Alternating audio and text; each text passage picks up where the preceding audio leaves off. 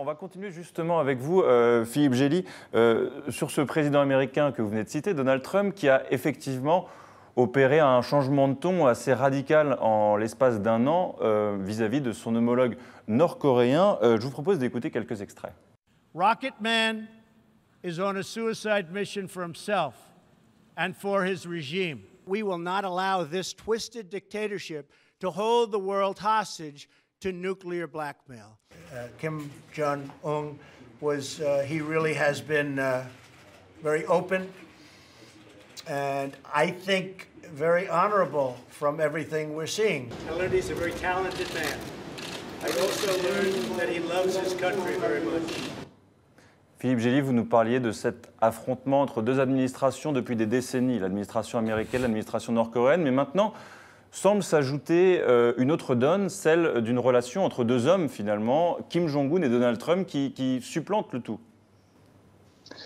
Oui, jusqu'ici, la démarche américaine était focalisée en fait sur la mise en œuvre, sur les détails, sur la vérification de tout ce qui pouvait être convenu avec les Nord-Coréens. Avec Donald Trump, c'est l'inverse.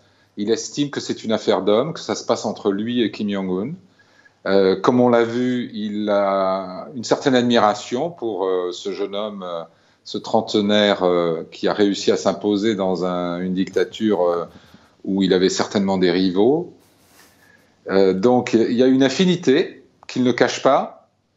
Et il y a aussi un jeu politique derrière, c'est-à-dire que, évidemment, vous vous souvenez que lors du sommet de Singapour en juin, Donald Trump à l'issue d'une rencontre qui s'est soldée par un communiqué de 5 paragraphes où il n'y avait vraiment aucun engagement précis, a décrété dans un tweet que la menace nord-coréenne avait disparu.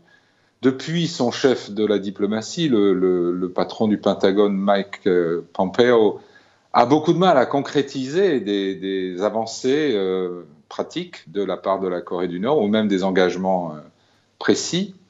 Mais Donald Trump continue à jouer sur cette corde de la bonne entente personnelle entre lui et le leader nord-coréen, qui lui semble être la clé de la solution et qui est surtout une apparence indispensable à maintenir au moins pendant les 2 mois qui viennent jusqu'aux élections de mi-mandat aux États-Unis.